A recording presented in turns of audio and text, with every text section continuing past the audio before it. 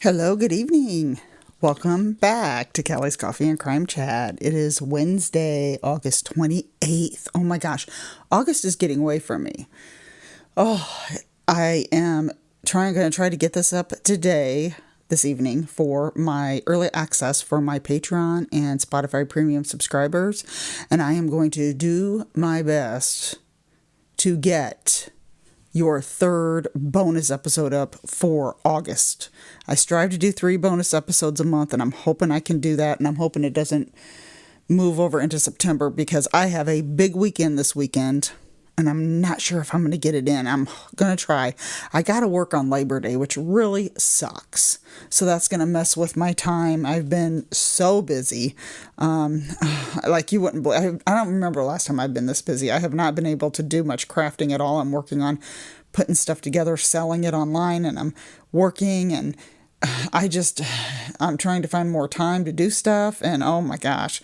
So if you have any suggestions, let me know. If you have any suggestions on any cases, please let me know.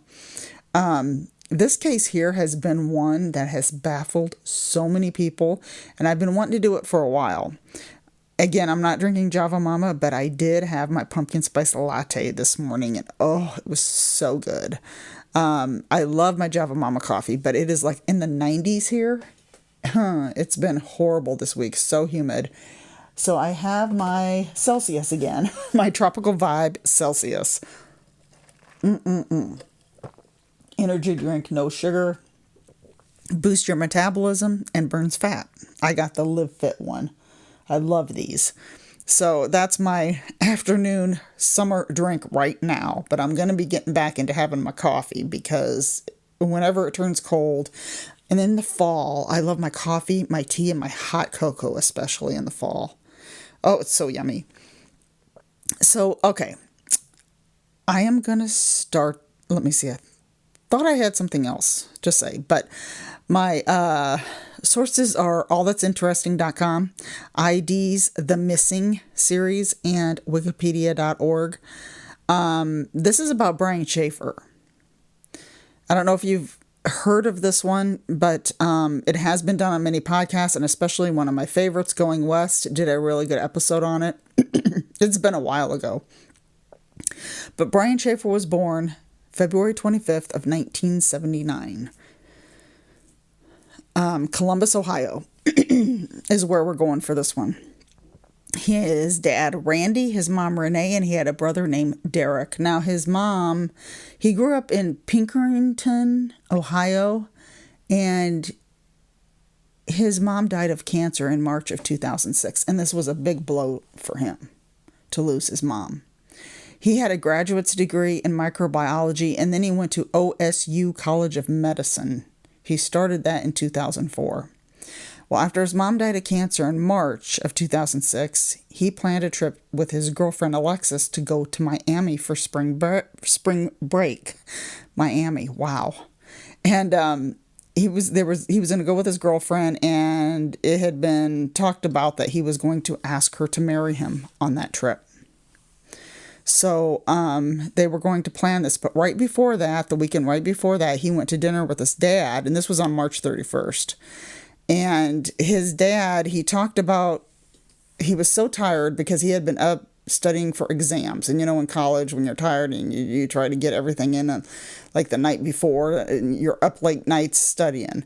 He was so tired, but his friend Clint Florence is his last name, he had plans to go out with him. You know, go bar hopping, have some drinks. Well, his dad was against it because he knew Brian was tired. So, of course, he went.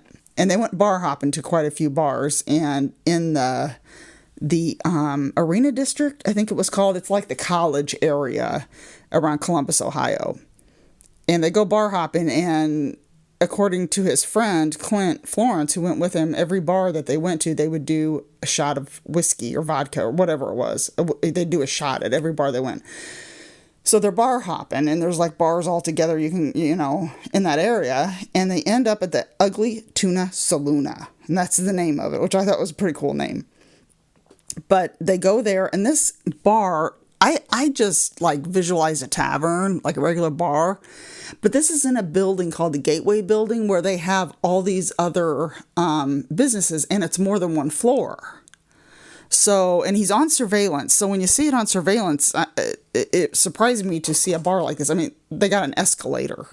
So, it was in the Gateway Building, and his friend Clint Florence was with him the whole time. They went from bar to bar to bar, ended up at the Ugly Tuna Saloon. Surveillance showed Brian going into the bar from the escalator. And then the last time they saw him on surveillance, he was like on an upper level talking to two females. And then he went back off camera, and he was never seen leaving the bar. It showed him going back in the bar from the escalator. When they were talking about escalators, I'm like, was he going out or going in? But he was on the upper level, and then he went back to the bar. I guess you had to get... he was on the upper level from the escalator, and then it showed him going back into the bar after he talked to them. And then he was never seen again. They have cameras at every, like, exit door. He was not seen on any of these surveillance. Now, there is a back door, but nobody used it because on the other side of that door was a construction site. I'm not sure exactly what they were building. I never found out. But there's a construction site in the back of the place. If you would go out the back. They speculate maybe he went through a door that is only used by the employees, you know, like employees only or something like that. They did find out that Brian had some kind of a quarrel. I put quarrel because it wasn't a fight. It was like an altercation kind of thing with Clint, his friend, inside the Ugly Tuna Saloon. And they asked him to take a polygraph. Well, Clint refused and got a lawyer. Everybody else took polygraphs. His dad, his girlfriend, everybody. Except his friend that was with him.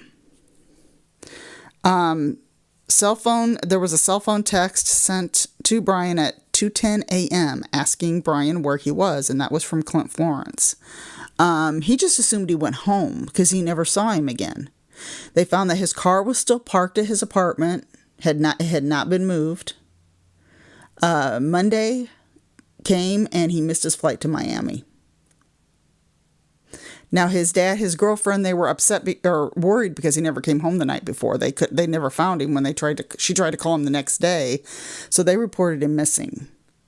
They had the search dogs out and dive teams searched because there was a psychic that said his body was in some water. And that's what the psychic said. And so they got all these dive teams to go out. No luck. He's not in the river. They looked all through the river that was there and nothing. Okay, for 6 months, Alexis would call him. She would just call his cell phone. And it would go straight to voicemail because they still did not believe that he was dead. Like, they still had hope that he had to be somewhere. And it would always go straight to voicemail. Finally, the phone rang. After, 6 months later, she had been calling him every day. Finally, it rang like 3 times. And that was it. The phone company said it was a glitch. Like when they were trying to find him or something, or I don't know, like they were trying to do something with the towers or something. I don't know exactly what it was. But they still think that it wasn't a glitch. It pinged at a cell tower 14 miles northwest of Columbus in Hillard, Ohio. But that's all they found. Back then, it was cell phone technology, or this type of technology, was not as good as it is today. So they didn't really find anything with that. So they had hope when it rang. That it just brought them hope that somebody's got his phone or he's got his phone. But on September 14th, 2008, 2 years later, Brian's dad, Randy, got killed during a storm by a tree falling on him. Randy would search and search, wanting to know where Brian was until he died. One theory was that Brian took off to a beach somewhere to be a beach bum. He always wanted to be on a beach with Bob Marley. Now, I don't see him doing that at this time in his life. I mean, he's planning a trip to Miami on spring break.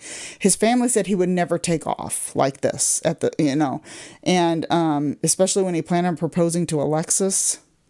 Another theory was the smiley face killer, and that is a serial killer. I don't understand why they thought this, because he was in New York. Well, he was in New York. I don't know. I'm not as familiar with his crimes. I've heard of him. I probably do a Patreon episode of him maybe sometime. But he's one that they found bodies in water that I don't know if it was proven they were his victims. I'm thinking it was. I don't know. But I really don't know why they even thought that. It just kind of puzzled me. Unless he was in Ohio, I never did find out. I looked up the smiley face killer theory, but not much about him. And I know I've seen many, many things on the smiley face killer, but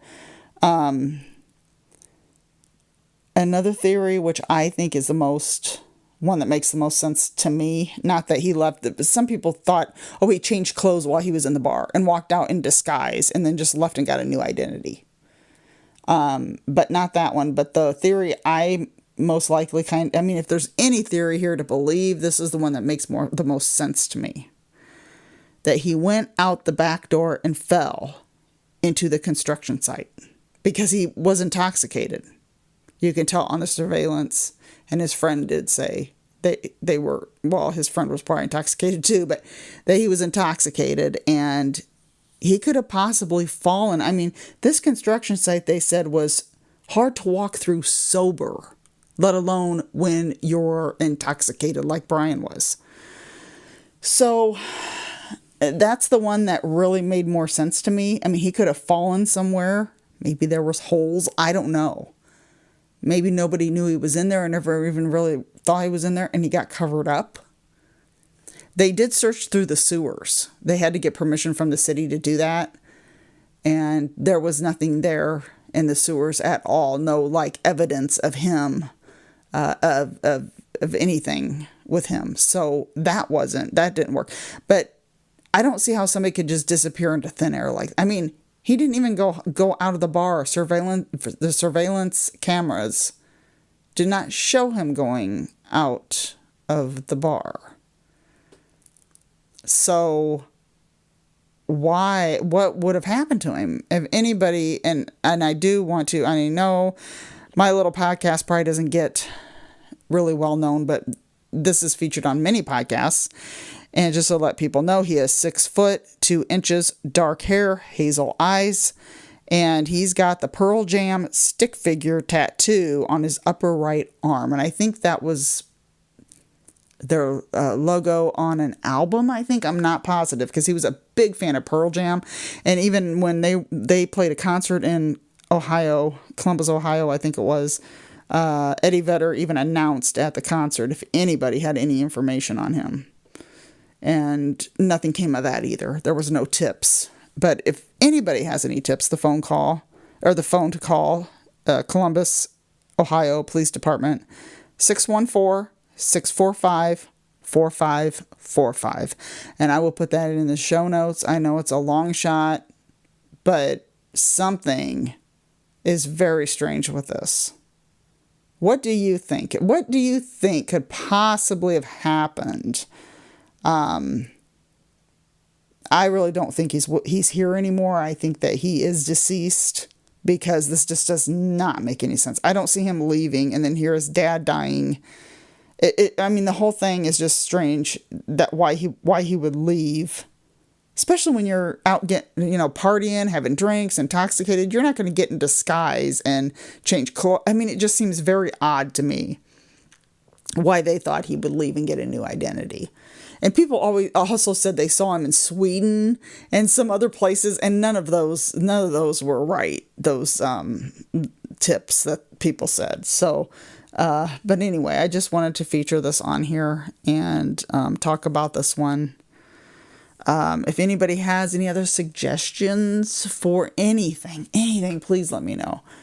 I'm trying to find some really good ones to have on here in the Midwest area. I had one in Oklahoma. I was thinking about talking about, but now I can't remember what it was. I subscribe to People Magazine True Crime, and I get a lot of their emails, and man, there's some really bad ones that are really recent. So the whole story isn't out there yet, but I've gotten some horrible ones, but there is another one that I was thinking of but the guy's at trial now. I don't know if the trial's over yet, that I'm thinking about doing. So I just wanted to talk about this and get this one out there. I haven't been, like I said, I have been so busy. I haven't had time to really watch anything on TV.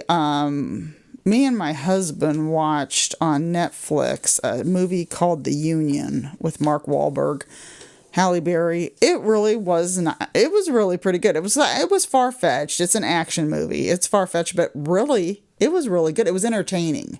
It was very entertaining. I mean, the time went by really fast. But like I said, it is pretty far-fetched. But it was just a good time watching it. I really liked it. So, I mean, it's not my favorite. I wouldn't brag on it, but hey, if you're in for the night and you want something to watch, something entertaining, that's a good one to watch. Yeah, that's called The Union on Netflix. But other than that, I haven't really been doing much this week, but really, really working. And then the short time I have here at home, I was hoping to get this case going early for early access because I've been so busy. So, I'm gonna get some crafting stuff together here and mail out some happy mail to some of my people that I have in my Facebook groups, in my crafting groups, and hopefully next couple of days maybe I can relax. So after work, that is. So I want everybody to have a wonderful rest of August. We just have a few days left, and I'm hoping to get that bonus episode up for my subscribers. Gosh, we only have 3 days. Isn't that amazing? Oh, Saturday's the last day of August. Okay. I'm really waiting for fall to come. I'm really waiting. So everybody have a wonderful, wonderful day, and hug your loved ones every day. Every day. Because you never know. You just never know when the last time you're going to see them. I mean, it's just so sad. So have a wonderful week, everybody, and a wonderful Labor Day holiday. And I will see you next time.